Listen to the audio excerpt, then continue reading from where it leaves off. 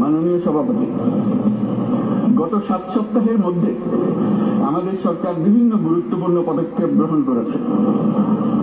আমাদের অনুরোধে সাড়া দিয়ে জাতিসংঘের মানবাধিকার বিষয়ক হাই কমিশনার বাংলাদেশের গণ আন্দোলনকালে সংগঠিত মানবাধিকার লঙ্ঘনের বিষয়ে বিস্তৃত অনুসন্ধান এবং এইসব বিষয়ে ঘটনার পুনরাবৃত্তি রোধে পরামর্শ প্রদানের জন্য একটা ফ্যাক্ট ফাইন্ডিং কমিশন গঠন এবং তার কাজ শুরু করার জন্য দ্রুত বাংলাদেশে পাঠিয়ে দিয়েছে।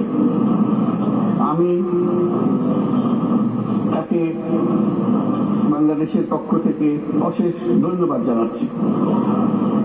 দায়িত্বভার গ্রহণের 2 সপ্তাহের মধ্যে আমরা গুম প্রতিরোধে যে আন্তর্জাতিক কনভেনশন রয়েছে তাতে যোগদান করেছি।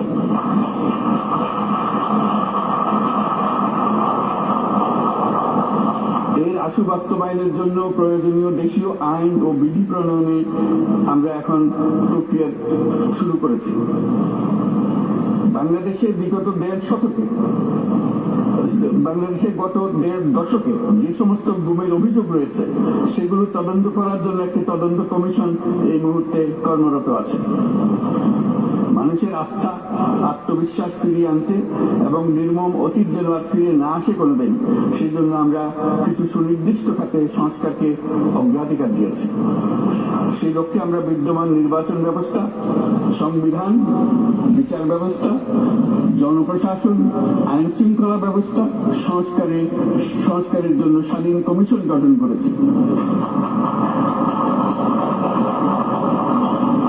সংবাদপত্র ও গণমাধ্যমের সংস্কারের জন্য পৃথক কমিশন সহ আরো কয়েকটি বিষয়ে কমিশন গঠন প্রক্রিয়াধীন রয়েছে। ব্যবসা বাণিজ্যে অনুকূল পরিবেশ সৃষ্টির লক্ষ্যে আমরা ব্যাংক ও আর্থিক খাতের ব্যাপক সংস্কারের উদ্যোগ গ্রহণ করেছি। কোন বিদেশি ব্যবসা বা বিনিয়োগ যেন ক্ষতিগ্রস্ত না হয় তা নিশ্চিত করতে আমরা বদ্ধপরিকর। এইসব সংস্কার যেন টেকসই হয়, দীর্ঘমেয়াদে নিশ্চিত করতে এবং অবাধ ও নিরপেক্ষ অংশগ্রহণপূর্ণক নির্বাচনের জন্য উপযোগী পরিবেশ সৃষ্টি করতে আমরা কাজ করে যাচ্ছি।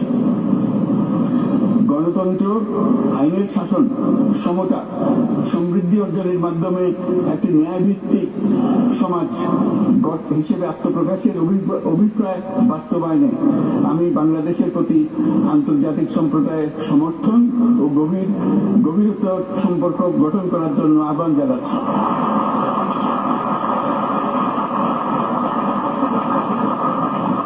মাননীয় সভাপতি, বাংলাদেশ মনে করে যে শান্তি রক্ষা ও সংঘাত মোকাবেলা জনগণের সমৃদ্ধি নিশ্চিত করার মূল চালিকা শক্তি। সাম্প্রতিক বিপ্লবকালে আমাদের ইতিহাসের সবচেয়ে কঠিনতর সময়ে জনগণের মুক্তির আকাঙ্ক্ষা পূরণে তাদের পাশে দৃঢ়ভাবে দাঁড়িয়ে আমাদের সাহসী সশস্ত্র বাহিনী সমূহ আরো একবার শান্তির প্রতি তাদের অঙ্গীকার প্রমাণ করেছে।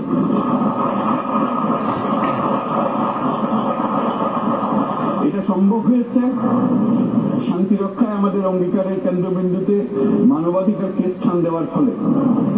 জাতিসংঘের পিস বিল্ডিং কমিশনের সূচনা লগ্ন থেকেই শান্তি রক্ষার মতো শান্তি বিনির্মাণেও বাংলাদেশ সমান অঙ্গীকার ব্যক্ত করে এসছে।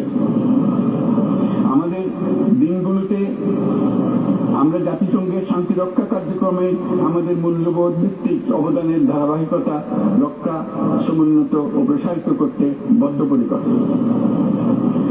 জাতিসংঘের শান্তি রক্ষা কার্যক্রমে অবদানকারী তৃতীয় বৃহত্তম রাষ্ট্র হিসেবে বাংলাদেশ এখন পর্যন্ত 43টি দেশে 63টি মিশনে শান্তিরক্ষী প্রেরণ করেছে।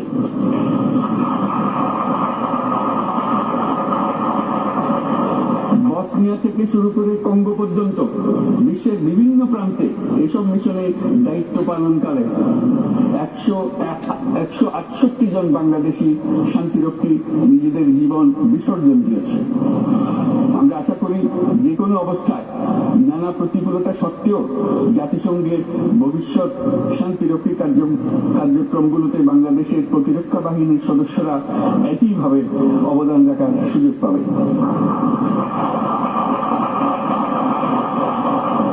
মাননীয় সভাপতি, আমাদের সকলের বাসস্থান এই পৃথিবী। বৈশ্বিক অগ্রাধিকারগুলোকে সঠিকভাবে নির্ণয় করতে প্রতি আগ্রহী।